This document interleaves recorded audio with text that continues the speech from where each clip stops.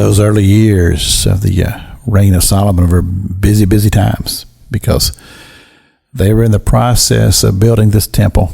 And King David, Solomon's father, he wanted desperately to build this temple. It was in his heart to do so. And initially, Nathan the prophet had said, yeah, that sounds like a great idea. Just go ahead and do it. And then, of course, God came to Nathan and said, no, you got to go back and tell the king. Said, no, you cannot build this temple because you've got blood on your hands. But he allowed David to begin the process of gathering the materials.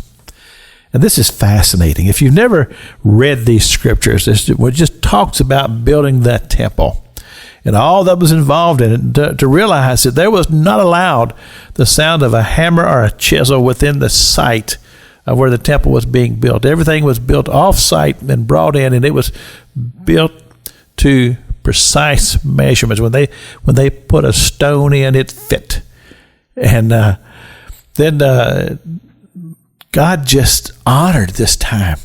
And this is what I've been saying this week on the broadcast. These are just times when God was just smiling down from heaven.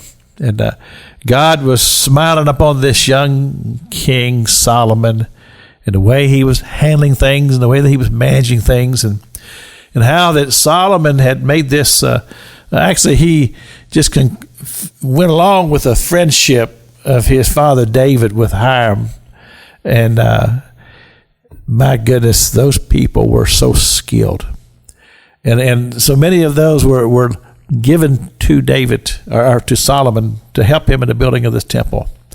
And then he gave them men who were sailors, which is near and dear to my heart.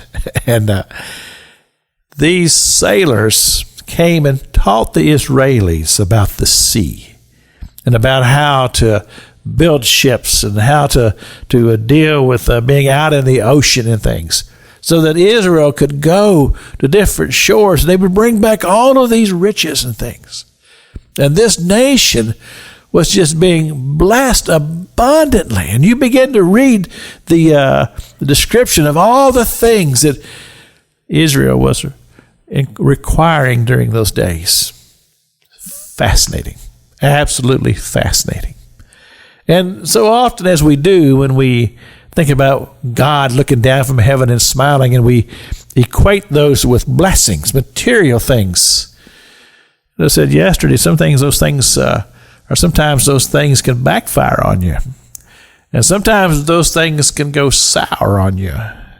Because what happens if we're not careful?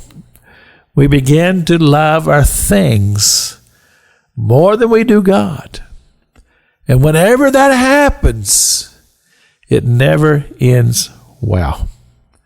But until the day that they built that temple, and what a glorious day it was.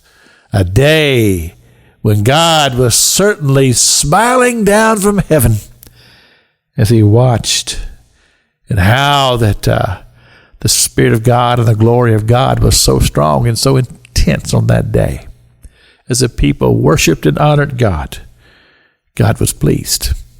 And I believe that if you took the time to just read these scriptures in Chronicles and the First Kings or the Second Kings, it bless you. This is Pastor Jack King with the gospel on the radio broadcast.